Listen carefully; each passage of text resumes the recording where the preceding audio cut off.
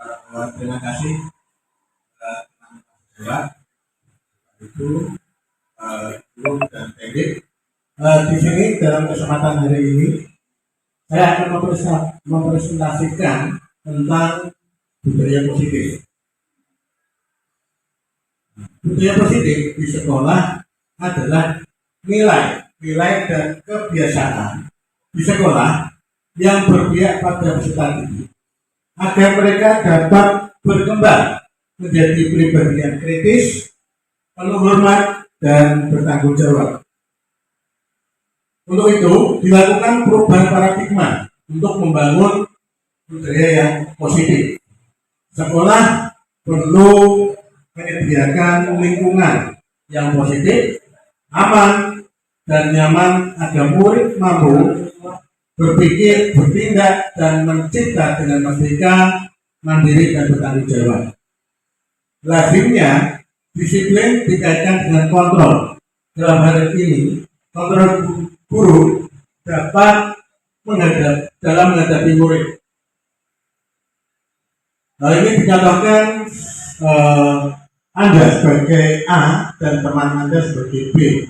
Si A ini menggenggam dan si B berusaha di dalam tangannya A ini mungkin ada hal yang berharga bagi hidupnya, dan si B adalah yang berusaha untuk membuka kepala, mau dibujuk, dihasut, diintimidasi, dimarahi, digoda, dikritik, bahkan sampai menawari uang bagi si A. Tetapi si A tetap kokoh dalam mempertahankan kepalan tangannya. Dari hal itu, kita sendiri yang memegang kontrol atas kepalan tangan kita. Apakah kita membuka atau menutup kepalan tangan? Itu bergantung pada diri kita masing-masing sesuai dengan kebutuhan dasar kita saat itu. Menurut Ki Dewantara bahwa tujuan pendidikan yaitu menuntun segala kodrat yang ada pada anak-anak agar mereka dapat mencapai keselamatan dan kebahagiaan yang setinggi-tingginya. Untuk yang murid di sini kita menuntunnya sesuai kodratnya, karena murid sudah kodratnya ada kodrat alam dan kodrat zaman. Untuk paradigma teori kita ilusi kontrol, ilusi guru mengontrol murid, ilusi bahwa kritik dan membuat orang merasa bersalah dapat menguatkan karakter, ilusi bahwa semua penguatan positif efektif dan bermanfaat, ilusi bahwa orang dewasa memiliki hak untuk memaksa. Siapa sesungguhnya yang memiliki kontrol? Stimulus respon, saya ambil salah satunya dari tabel tersebut. Orang lain bisa mengontrol saya. Untuk teori kontrolnya, hanya Anda yang bisa mengontrol diri Anda.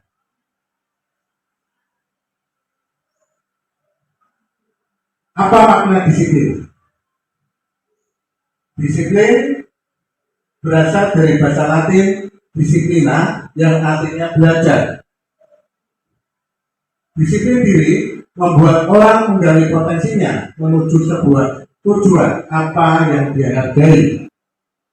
Namun, dalam budaya kita, makna kata disiplin telah berubah menjadi sesuatu yang dilakukan seseorang pada orang lain untuk mendapatkan kepatuhan. Kecenderungan umum adalah menghubungkan kata disiplin dengan ketidaknyamanan, bukan dengan apa yang kita hargai atau pencapaian suatu tujuan mulia. Anda tidak bisa mengontrol orang lain, hanya Anda yang bisa mengontrol diri Anda sendiri. Disiplin adalah kemampuan pemerintah diri sendiri dalam mengontrol dan menguasai diri untuk memilih tindakan yang mengacu pada nilai-nilai yang kita hargai dengan penuh tanggung jawab tanpa terperintah orang lain. Di dalam nilai kebajikan yang ingin dicapai setiap anak Indonesia, kita kenal dengan profil pelajar Pancasila: beriman, mandiri, benar kritis, berkebinekaan global, bergotong royong, dan kreatif. Dari motivasi perilaku manusia dibagi tiga: motivasi eksternal, motivasi dan internal. Untuk yang dari motivasi eksternal, untuk menghindari ketidaknyamanan hukuman, untuk mendapatkan imbalan dari orang lain, serta untuk menghargai diri sendiri. Di sini ada 4 kebutuhan dasar manusia: cinta kasih sayang, penguasaan, kesenangan, dan kebebasan. Di sini dicontohkan Ibu Ani, guru kelas 5 di SD Pelita Bakti, sedang bingung menghadapi ulang salah satu murid di kelasnya, Agus. Beberapa anak telah datang dan mengeluhkan Agus yang seringkali meminta bekal makan siang mereka dengan paksa. Jika Anda menghadapi situasi seperti Ibu Ani, apa yang Anda lakukan? Menurut Anda, kira-kira apa alasan Agus? Dilihat dari kebutuhan manusia tadi, kebutuhan dasar: cinta kasih sayang, penguasaan, kebebasan, dan kesenangan. Mungkin ada teman-teman yang bisa menjawab. Menurut si Agus tadi sering meminta bekal makan siang dengan paksa. Menurut Bu Ani,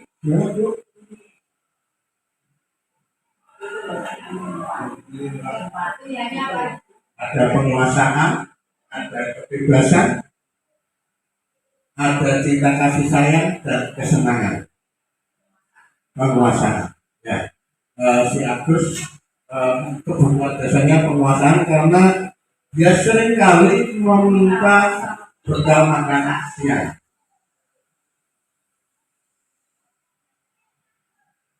Nah, ini ada beberapa jawaban.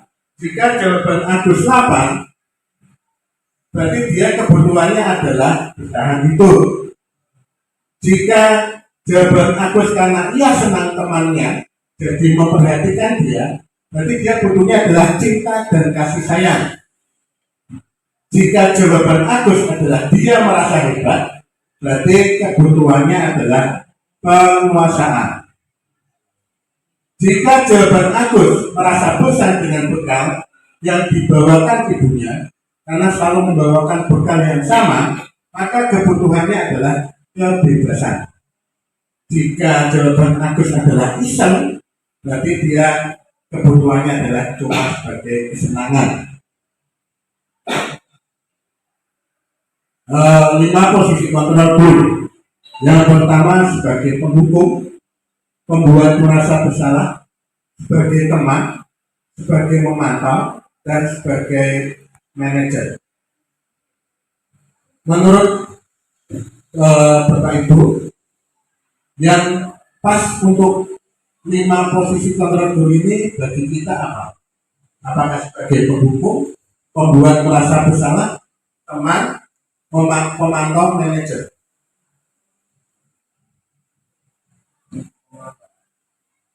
Mantau. Ada contohnya di sini. Untuk motivasi sebagai penghukum, motivasinya guru berbuat, dia menghasbi, menunjuk-nunjuk, itu kalau penghukum. Kalau membuat orang merasa bersalah, dia hanya berceramah saja dan mengatakan seharusnya ibu kecewa, itu membuat orang merasa bersalah. Untuk sebagai teman, membuatkan alasan-alasan untuk muridnya. Sebagai pemantau, menghitung dan mengukurnya. sebagai manajer untuk menghargai diri sendiri, dia mengajukan pertanyaan-pertanyaan. Jika guru berkata untuk penghukum, kalau kamu tidak melakukannya, awas ya, rasakan. Itu sebagai penghukum. Kalau membuat orang merasa bersalah, kamu seharusnya kamu sudah tahu. Ibu lelah sekali mengatakannya. Ibu stres. Itu untuk membuat orang merasa bersalah. Teman, sebagai teman, ayo lakukan demi ibu. Masa kamu tidak mau? Ingat, tidak, ibu pernah membantu. Kalau pemantau, dia bersifat menghitung dan mengukur, cuma bertanya, apa peraturannya? Tetapi sebagai manajer, apa yang kita yakini, apa yang bisa kau kerjakan untuk memperbaiki masalah ini? Itu sebagai manajer. Hasilnya, untuk sebagai penghukum, dia akan memberontak, menyalahkan orang lain, dan berbohong. Untuk membuat orang merasa bersalah, dia hanya menyembunyikan, menyangkal, dan berbohong juga. Untuk teman akan menghasilkan ketergantungan. Untuk pemantau menyesuaikan diri bila diawasi. Untuk manajer dia menguatkan pribadi. Jadi anak sebaiknya kita yang untuk sebagai manajer, karena anak diharapkan bisa berpikir kritis. Ini pernyataan-pernyataan siapa yang mengatakan kalau ada saya kecewa sekali dengan kamu, berarti dia membuat orang bersalah. Kamu tidak pernah melakukannya, hukum. Ayolah lakukan demi ibu. Jadi dia sebagai teman. Apakah kamu mau mendapatkan stiker bintang hari ini? Sebagai pemantau. Bagaimana kamu bisa menyelesaikan masalah ini? Berarti yang mengatakan adalah sebagai manajer. Di dalamnya akan menghasilkan budaya positif, lingkungan paling besar dengan budaya positif. Kita awali dulu yang paling kecil adalah peraturan kelas. Peraturan kelas ini akan menghasilkan sebuah keyakinan kelas. Di dalam keyakinan kelas dikumpulkan lagi akan menghasilkan yang namanya lingkungan positif. Lingkungan positif akan menghasilkan budaya positif yang secara keterusan.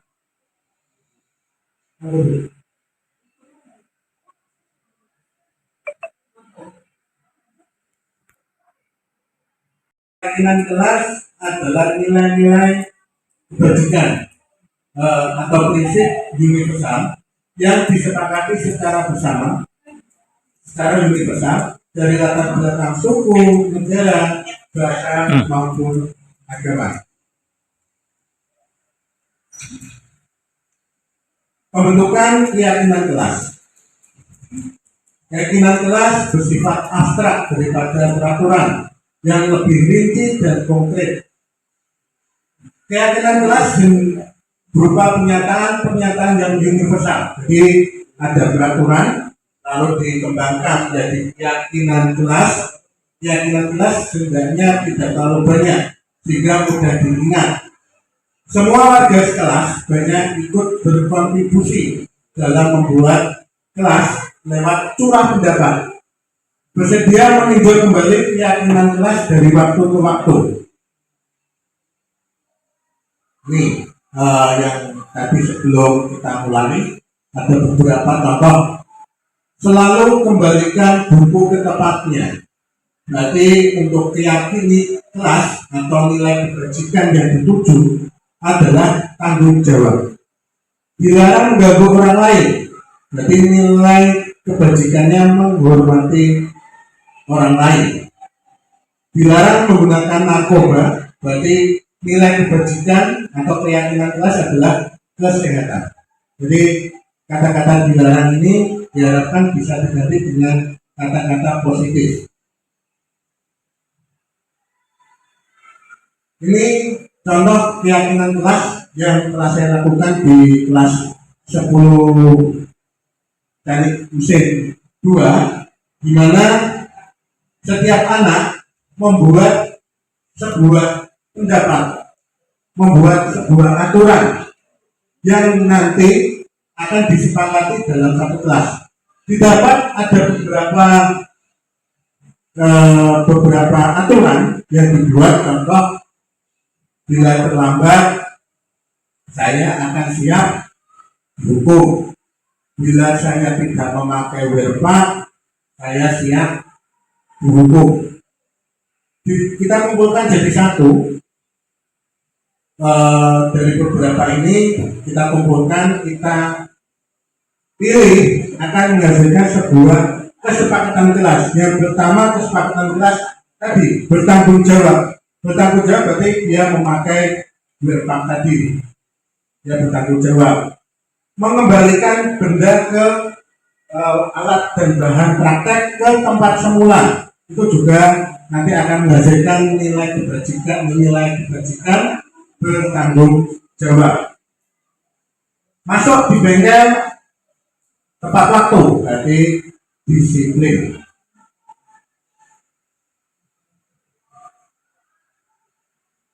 Ini jalur ya, diskusi keyakinan karena Bapak Ibu mungkin tidak bawa laptop, bisa langsung diutarakan contoh-contoh di aturan, karena ini kita berbagai macam-macam,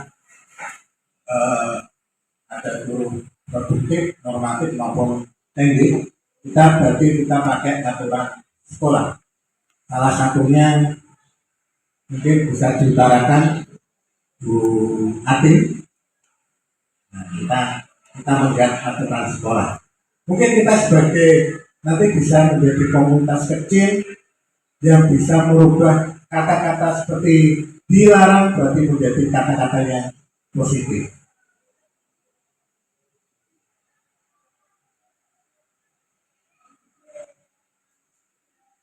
Oke, dilarang membawa HP atau dilarang membawa senjata tajam, dilarang membawa narkoba.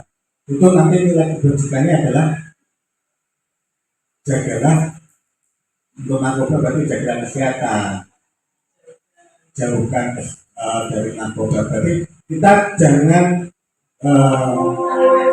larangan, betul. Kita jangan sampai ada kata-kata dilarang. Itu kalau untuk menghasilkan nilai-nilai kebajikan.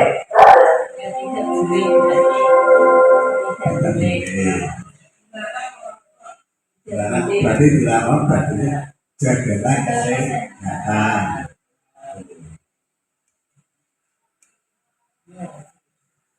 Ini di dalam budaya positif juga ada yang namanya segitiga restitusi, di mana menciptakan kondisi bagi murid untuk memperbaiki kesalahan mereka sehingga mereka bisa kembali pada kelompok mereka dengan karakter yang lebih kuat. Melalui restitusi guru dapat membantu murid menjadi lebih memiliki tujuan disiplin positif, membantu murid untuk jujur pada diri sendiri, memberikan penawaran bukan paksaan. Yang pertama, untuk nilai segitiga restitusi ada 3 tahap. Yang pertama adalah menstabilkan identitas dulu, di mana setiap orang pasti pernah melakukan kesalahan. Contohnya, kamu bukan satu-satunya yang pernah melakukan ini. Jadi untuk menstabilkan identitas. Untuk yang kedua, validasi tindakan yang salah. Kamu tentu punya alasan mengapa melakukan itu? Adakah cara yang lebih efektif untuk mendapatkan apa yang kamu butuhkan? Itu untuk validasi tindakan yang salah. Untuk menanyakan keyakinan, nilai-nilai apa yang telah kita sepakati. Kamu ingin menjadi orang seperti apa? Tahapan yang pertama tadi adalah menstabilkan identitas. Ini ada beberapa cara, beberapa contoh di mana menstabilkan identitas adalah yang pertama berbuat salah. Itu tidak apa-apa. Tidak ada manusia yang sempurna. Saya juga pernah melakukan kesalahan seperti itu. Bapak Ibu tidak tertarik mencari siapa yang salah, tapi Bapak Ibu ingin mencari solusi dari masalah ini. Untuk validasi tindakan yang salah, padahal kamu bisa melakukan yang lebih buruk dari ini ya. Kamu pasti punya alasan mengapa melakukan itu. Kamu patut bangga pada dirimu sendiri karena kamu telah melindungi sesuatu yang penting buatmu. Keyakinan, apa bayangan kita tentang kelas yang ideal? Kamu mau jadi orang seperti apa? Ini ada contoh kasus si Andi. Si Andi merasa benar. Si Andi merasa benar, merasa pintar, dan melihat si Ani nilainya jelek. Otomatis Andi ini mengejek Ani, lalu datang Bu Atin mengetahui itu kalau si Ani nangis. Lalu Bu Atin memanggil si Andi, menanyakan. Yang pertama adalah melakukan tahap pertama,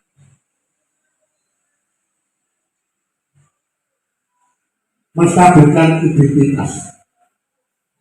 Nah, mungkin Bu Atin nanti juga akan bertanya, saya juga pernah melakukan kesalahan. Mungkin bisa Bapak Ibu tidak tertarik mencari siapa yang salah, tetapi Bapak Ibu ingin mencari solusi dari permasalahan ini. Lalu si Andi ini akan menjelaskan mengapa Ani menangis, mengapa dia mengejek si Ani karena nilainya buruk.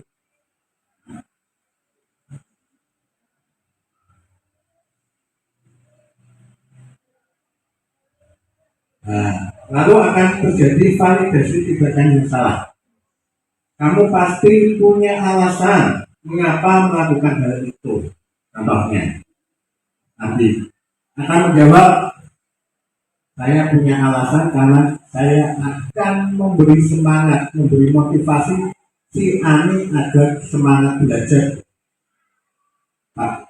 Kalau kita tahu pada nilai keputusan yang diberikan Andi ini bagus, baik, tapi dalam penyampaiannya ke Ani malah sakit hati.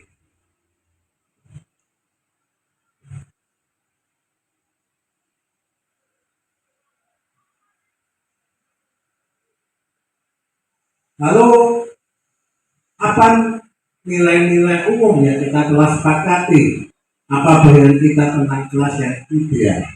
Si Bu Atin ini akan menanyakan ke Andi, apa yang kita sepakati di kelas? Karena si Ani dan si Andi ini sebagai anak didiknya dan Bu Atin ini ada sebagai wali kelasnya. Maka si Andi akan menjawab, saling menghormati sesama teman. Nah, Bu Atin akan bertanya, bagaimana cara kamu memperbaiki kesalahan yang telah kamu perbuat tersebut. Si Andi akan berpikir, akan melakukan pengembangan dirinya sehingga Andi akan menjawab, saya akan datang ke Andi dan meminta maaf karena telah berbuat salah.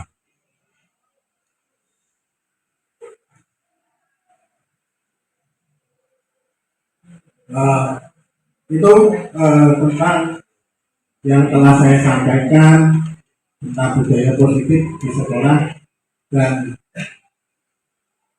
saya harapkan teman-teman bisa mempraktekkan budaya positif.